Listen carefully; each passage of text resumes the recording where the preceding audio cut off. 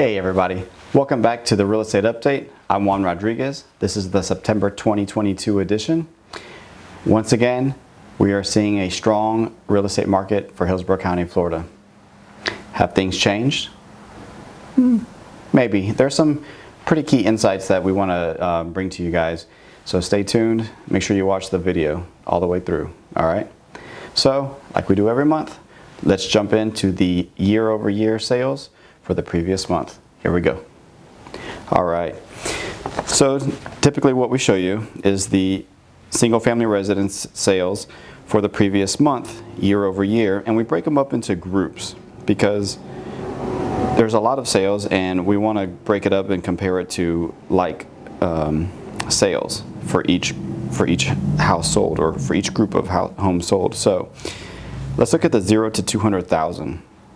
There's a decline of sales there, but it's just because there's not that many homes available in that price range anymore, right?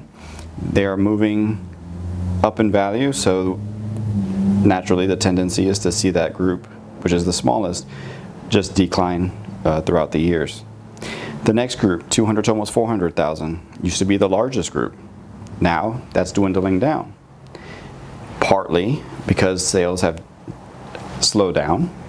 Another is because, again, they're moving up in prices to the next price range, the 400 to almost 600,000.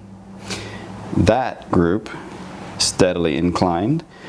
Then it kind of decreased for this last month, right, for the year over year. So this last month, September, we saw a little dip there. The next group over, 600 to almost 800. Seeing a small dip there, 800 to almost a million, small dip there, and then a million plus, small dip there. Is this concerning? Is this alarming? No. Honestly, we're just seeing a normalization of the real estate market. Interest rates, normalizing. Actually, still just slightly below the historic Fannie Mae 30-year mortgage for the last like 40 years, which was like 7.72%, I believe, something around there. So it's just normalizing, okay? One of the other things we like to show you is the days on the market, okay? But before we jump to the days on the market, there is just one key point that I wanted to talk to you about. So one of the things that we look at, besides the graph that shows the groups of price ranges of homes, we look at the overall sales. The overall sales were 900 and change, right? Like 924 or something around that ballpark. So when was the last time sales were that low? Well, we're going back to January of 2019. So that just goes to show you that it's just normalizing. It's nothing crazy. There's nothing like 2008, 2009, which many people have brought up before. But that doesn't seem to be the case so far. I don't believe that's going to happen, but that's just my opinion, and we'll see what happens, okay? All right, let's go look at the days on the market. So the days on the market, typically we show it to you every month. It's because it's going to show us how fast the homes are selling, right? If the homes are staying on the market for a very long time, something may be shifting. Maybe everyone's pricing their homes too high. I don't know. But the fact is that we need to keep track of how fast the homes are moving.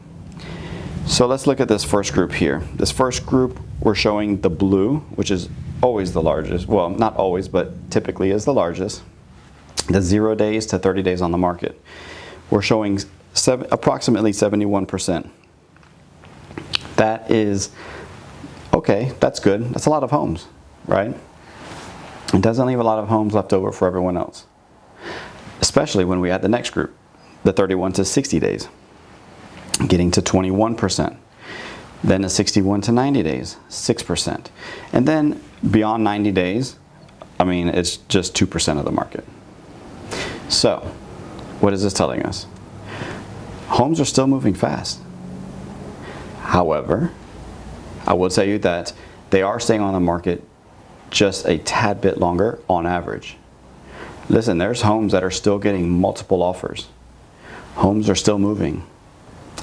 I think people have digested the fact that interest rates have risen and realized if they're renting, they're still paying a mortgage. It may not be their mortgage, but they're still paying a mortgage, number one. Number two, if you are renting, you're paying 100% interest, right? So you're never going to get that money back, okay? The other thing is, it's okay to rent, right? There's some situations that it's okay to rent. It's just part of the process sometimes, okay? But homes are still moving relatively fast. Now, the other thing we look at when we look at the days on the market is when was the last time certain things have occurred, right? We analyze the data and we go back years. So the last time the 31 to 60 days on the market was approximately that 21% range. Again, as previously mentioned, referring back to that other graph, the first graph we showed you is January of 2019, okay? That's interesting. Now, another thing that we look at is the inventory ratio. The inventory ratio basically just shows us if we just took all the homes for sale, available for sale right now, compared to last month's sales, if we continue that route, when would we run out of inventory basically? And right now it's approaching three months on the market, or of market, right? So 3 months of market and then we'd be completely wiped out. Now that's not set in concrete. Again, this is just numbers that kind of just help us see how the market's trending. As mentioned in a training seminar this week, I mentioned there is real estate a lot of times is a lagging indicator because we look at the numbers, you know, in the past. So for the past month we are looking at September, right? It's a lagging indicator. So that's just something to keep in mind. Well, I mean, that's pretty much it. That's all the information that we have for you guys today. If you guys have any comments, concerns, just text it to us or email or call us and we will answer that as soon as possible. We have some interesting things coming up and we will keep you guys posted on. But other than that, happy house hunting or selling, and we'll talk to you guys later. All right, bye.